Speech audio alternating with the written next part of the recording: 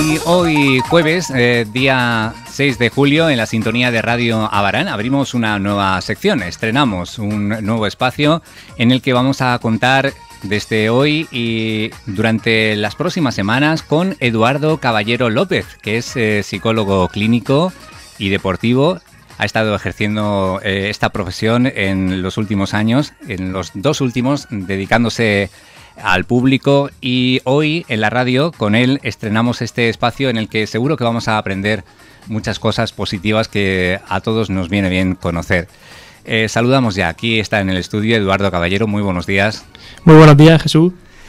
Bueno, primero que nada, para conocerte un poco mejor, te preguntaría cómo nace en ti este interés por la psicología, porque imagino que es una profesión a la que hay que dedicarse un poco de forma vocacional, ¿no? No se elige solo como profesión para ganarse la vida, sino que hay algo más detrás.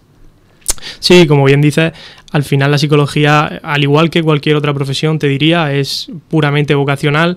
En mi caso sí que es verdad que te diría que me encontró por casualidad, porque yo antes de ser psicólogo hice una formación profesional de grado superior de química, que poco o nada tiene que ver con la psicología, y fue en un momento donde yo me planteé un poco hacia dónde quería enfocar mi carrera. Yo tenía muchas inquietudes y como muchos otros adolescentes que por aquel entonces no tenían claro qué era lo que querían estudiar, pues yo decidí enfocarme un poco por la psicología. No fue algo que yo tuviese meditado y que te dijese, me quiero dedicar a esto sí o sí, pero al final yo te diría que fue un poco la psicología me encontró a mí más que yo a ella.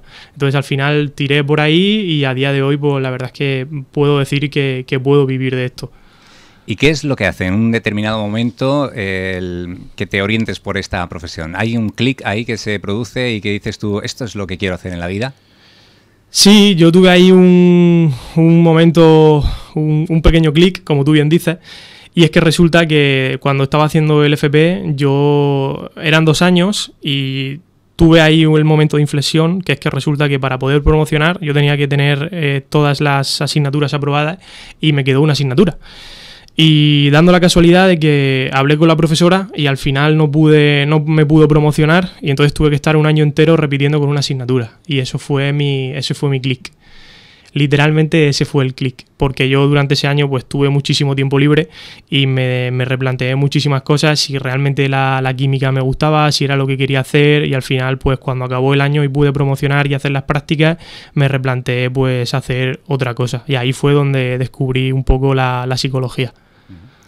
¿Es una profesión de la que se acaba de aprender o luego con la práctica y cuando ya te dedicas a atender a los pacientes hay cosas que dices tú, bueno, pues esto tampoco lo tenía tan claro, ¿no?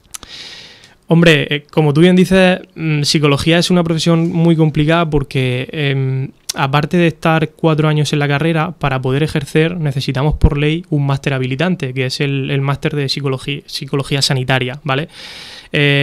Sí que es verdad que por muchas prácticas que hagas, nada tiene que ver hasta que tú realmente llegas un día y te pones delante de una persona con un caso real. Al final, por muchas horas de práctica, que por supuesto, evidentemente, te ayudan, pero nada se asemeja con cuando tú llegas ese primer día y te pones delante de un paciente. Por supuestísimo, toda la formación que aprendes en la carrera y en el máster, claro que te sirve. Hay millones de terapias y millones de formaciones, pero tienes que estar preparado, y te diría que al final es un poco el día a día, ¿no? El ir viendo pacientes, viendo casos, y que tú poco a poco te vayas enfrentando, te vayas creando tu propio material y tu propio método de trabajo. Yo me imaginaba la comparativa con un médico en el que uno llega con un resfriado y sabe que tiene que recetarle, no sé, digamos una aspirina, ¿no? Pero aquí es algo diferente, ¿no? Porque cada persona va a reaccionar de una forma diferente, tiene unas creencias, ha vivido una vida, unas experiencias distintas, ¿no? Aquí lo de la aspirina para todo el mundo creo que no vale, ¿no? No, efectivamente, como tú bien dices, la aspirina, bueno, es un poco más complejo porque, y me alegra que me lo preguntes, porque si tú, por ejemplo, te duele el hombro o tienes un dolor muscular, realmente tú lo que haces es acudir al fisioterapeuta, ¿no? Si tú tienes un dolor de estómago o te duele la cabeza o tienes fiebre, pides cita o consulta en el médico. En la psicología funciona parecido, pero a nivel emocional. Y aquí es donde entra, pues te diría que es un poco problemático, entre comillas, porque no todo el mundo es capaz de decir a un psicólogo, oye, tengo un problema, ¿no? Necesito ayuda. Y esto es algo que hace referencia a la introspección de uno mismo. ¿Qué quiero decir con introspección? Con introspección me refiero a que uno tiene que ser capaz de mirar dentro de uno mismo y decir, oye, ahora mismo estoy en un momento o en una situación complicada de mi vida donde necesito ayuda. O bien para gestionar la ansiedad, o bien para gestionar diferentes miedos, diferentes inseguridades, lo que sea, ¿no? Pero al final esa aspirina, entre comillas, hace referencia a emocionalmente hablando, para que nos entendamos. Eduardo, ¿cuándo tenemos que acudir al psicólogo? ¿Cuándo crees tú que es necesario que pidamos esa ayuda? Bueno, pues son muchísimos, la pregunta es muy amplia, ¿vale? Pero al final intentaré resumirla de la forma más breve posible. Hay muchísimos puntos en los que una persona puede acudir al psicólogo. Como señales de alarma, te diría que una de las primeras cosas que se desestabilizan o que cambian en la vida de una persona cuando sufre un problema o cuando sufre malestar son la alimentación y el sueño. Eso pueden ser unos primeros indicios de decir, oye, algo no va bien, estoy pasando por un cambio, estoy pasando por una serie de dificultades y la alimentación y el sueño se ven alterados, ¿vale? Como factores principales a la hora de acudir a terapia, tenemos las crisis personales, ¿vale? Dentro de las crisis personales, pues viene englobado todo el tema que conlleva, por ejemplo, la pérdida de un familiar querido o la pérdida de un amigo. Lo que viene siendo el duelo. También incluimos, por ejemplo, las crisis laborales, los divorcios, los accidentes, las rupturas de pareja. Todo eso al final entraría dentro de las crisis personales. ¿Por qué? Porque al final, cuando uno está atravesando por un momento de crisis personal, hablamos de emociones y la emoción en ese momento se desborda y la situación se descontrola. Y ahí es donde realmente necesitamos ayuda. Lo ideal sería hacer una fase de prevención y pedir ayuda antes de que la situación se descontrole. Pero esto realmente, si te soy sincero, lo hace muy poca gente. Claro. La gran mayoría de gente acude al psicólogo cuando la situación está ya bastante grave. Claro, porque todos esos síntomas que tú mencionas son cosas que no se ven, que no se palpan. No es un dolor físico agudo que te hace inmediatamente pedir esa ayuda al médico. ¿Cuáles son los síntomas o qué indicadores tenemos que tener para que nos demos cuenta de que debemos acudir? Pues los principales indicadores, yo te diría que nuestra señal de alarma en ese sentido son las emociones, ¿vale? Es decir, el miedo, la rabia, la ira, la frustración. Cuando evidentemente tener esas emociones no es malo, todo el mundo las tenemos en mayor o menor medida. El problema de eso es cuando se convierte en un malestar que te impide vivir tu día a día con normalidad. Ahí sí hablamos de que hay un punto de inflexión, porque todo el mundo pues, puede ir a trabajar, todo el mundo puede hacer cualquier tarea diaria, aunque sienta un poco de rabia, un poco de ira, un poco de frustración, por lo que sea, pues el trabajo no ha ido bien ese día, o me he peleado con mi pareja, o por el motivo que sea, ¿no? El problema es cuando yo no puedo desarrollar mi actividad diaria normal, sí, porque tengo dificultades, porque hay una serie de emociones o de situaciones o de contextos que están empezando a dificultarme mi funcionamiento diario. ¿Y cuáles son los problemas por los que la gente suele acudir o por los que debería acudir al psicólogo? Pues mira, uno de los problemas que más me estoy encontrando últimamente es el que las personas necesiten poner límites y saber decir que no. Eso es uno de los problemas que me estoy encontrando, porque a la gente le cuesta mucho trabajo decir que no por el mero hecho de lo que va a pensar la otra persona de ellos. Es decir, si yo a ti te digo que no, tú puedes pensar de mí o que soy una mala persona, o que no valgo para nada, o que lo que sea. Entonces eso origina mucho malestar en la persona, pero claro, el no poner límites también conlleva una serie de problemas en la propia persona, sí, como por ejemplo, te pongo sin ir más lejos un caso que tuve hace unos 6 meses aproximadamente, era online, ¿vale? Y era un paciente que era, él era el jefe de una frutería y él no sabía decir que no. ¿Qué es lo que pasa con esto? Que cuando te llegan muchos proveedores y tú no sabes decir que no, cuando le dices a todo el mundo que sí, al final del mes todo eso se traduce en pérdidas. Y estábamos hablando de que esa persona, ese paciente tenía en torno a unos 500 o 600 euros de pérdida todos los meses, porque él era incapaz de decir que no, porque no veía la forma de hacer sentir mal a la otra persona. Claro. Entonces, claro, tuvimos que empezar a trabajar, tuvimos que empezar a llevar a cabo una serie de herramientas para que él fuese consciente de que aunque diga que no, él está en su derecho, ¿vale? Y no va a pasar absolutamente nada por decir que no. Y a raíz de eso, pues sí que es verdad que esa persona se recuperó y empezó un poco a volver a ese equilibrio para poder volver a recuperar su negocio, pero yo lo recuerdo como un caso complicado. Al hilo de lo que me has dicho al principio, ¿no? De cuáles son las cosas que se suelen demandar, ¿no? O cuándo ir al psicólogo, pues aparte de lo que te he comentado de poner límites, otra de las cosas te diría, por ejemplo, el tema de las fobias o los miedos, ¿vale? Las fobias y los miedos, pues es algo, el miedo es una emoción primaria que ha existido desde siempre y como tal, pues hay gente, pues miedos de todo tipo, ¿no? Miedo a conducir, miedo a las alturas, miedo a espacios cerrados, miedo a espacios abiertos. Entonces, dependiendo del miedo, pues se puede afrontar desde una forma u otra.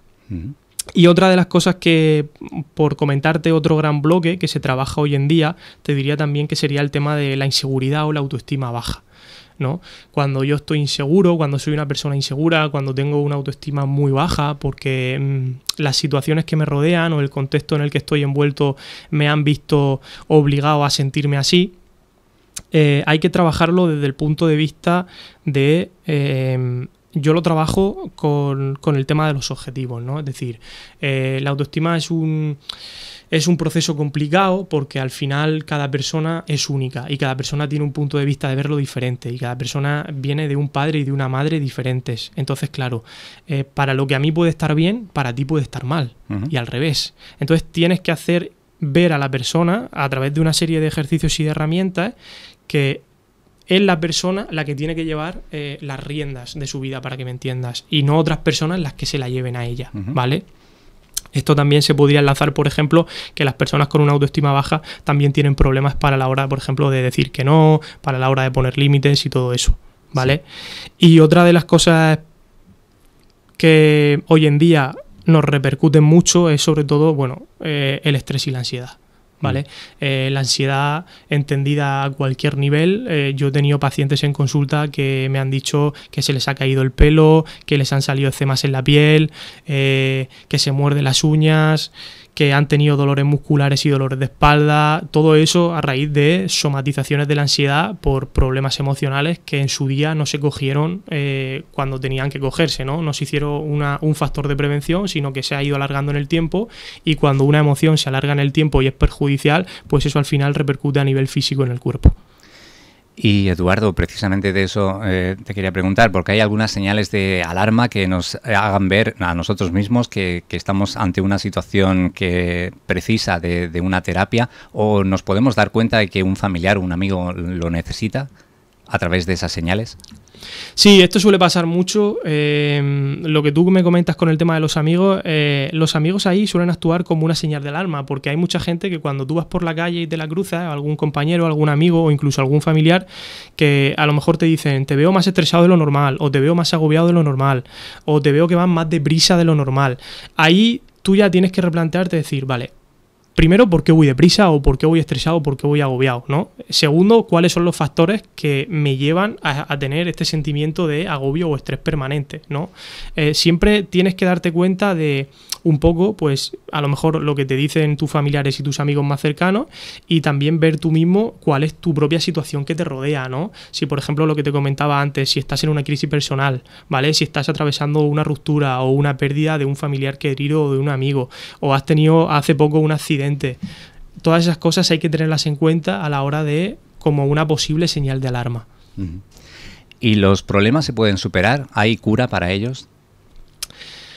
Sí, yo no... A ver, a mí personalmente como terapeuta no me gusta utilizar la palabra cura, ¿vale? Porque yo creo que los problemas, más que curar, de cierto modo lo que hacen las personas es afrontarlos, ¿no? Es decir, ante un problema yo tengo dos formas: o lo evito o lo afronto, Entonces, la gente opta siempre por evitarlo. ¿Por qué? Porque cuando yo evito un problema, me siento bien. Es decir, yo estoy evitando ese malestar.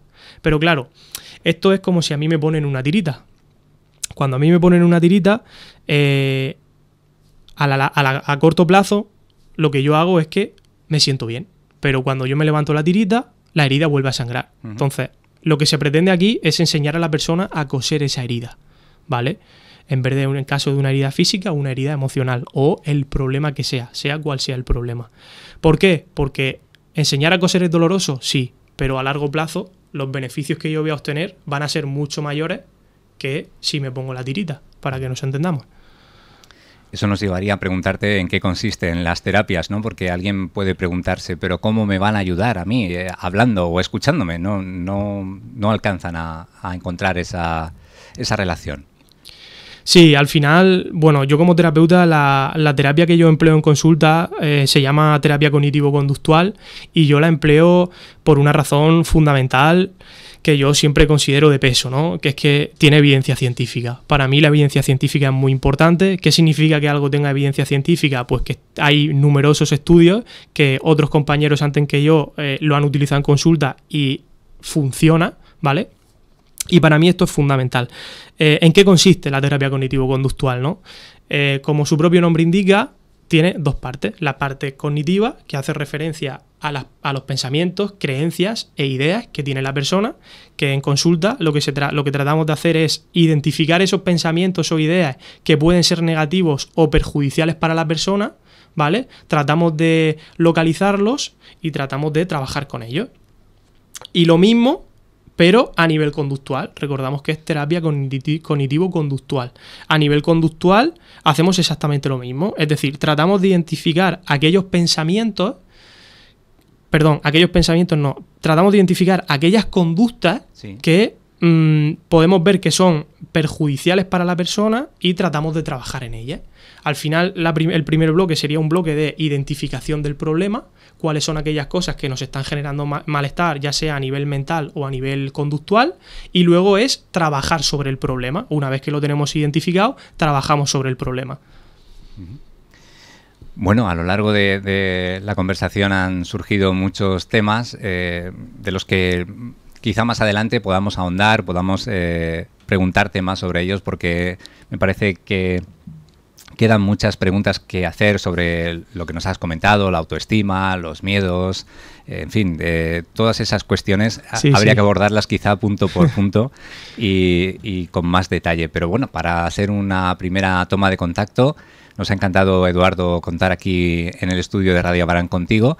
Y me pregunto si también tienes alguna forma de que los oyentes puedan ponerse en contacto para preguntarte algo más que les haya surgido durante esta conversación, alguna pregunta que quieran hacerte o alguna consulta que te puedan realizar.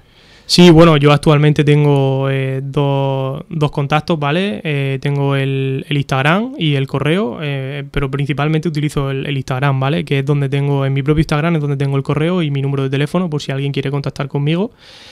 Y bueno, mi Instagram es @educpsicólogo. Y ahí pues tengo un Instagram de divulgación donde me dedico pues a subir vídeos, a hablar sobre salud mental, problemas cotidianos que pueda tener la gente, hablar sobre qué consiste lo que hemos hablado hoy aquí, ¿no? En qué consiste ir al psicólogo, en qué consiste un poco pues todo esto de la terapia, que es un mundo que yo sé que para mucha gente es desconocido, pero realmente no es nada. Hay gente que se piensa que esto es como algo mágico y esto absolutamente no es nada mágico, ¿no? Esto al final depende de que la persona sepa que tiene un problema, trabaje, se esfuerce y sea constante para poder superarlo. No es mágico, pero tampoco hay que temerle, ¿no? No hay que tenerle miedo. Efectivamente, no es mágico, pero al final, como todo en la vida, pues todo el mundo tiene problemas, todo el mundo tiene diferentes situaciones que tiene que afrontar y simplemente con trabajo y con constancia al final se acaba solucionando. Pues muchas gracias por haber estado hoy con nosotros. Seguiremos hablando en próximos programas, abordando temas más concretos, y vamos a lanzar también aquí la opción a los oyentes de si alguien quiere que te traslademos alguna pregunta, pues que ponga en contacto con nosotros. Pueden hacerlo a través de nuestra página web, las diferentes redes sociales de la radio, y nosotros te la trasladamos en próximos espacios, si te parece bien. Pues sí, yo estaría encantado, no tengo ningún problema, y nada, muchísimas gracias a vosotros por tenerme, y encantado de estar aquí. Nada más, hasta la próxima, y muchas gracias por estar con nosotros aquí en la radio. Hasta otra. Muchas gracias. Adiós, adiós.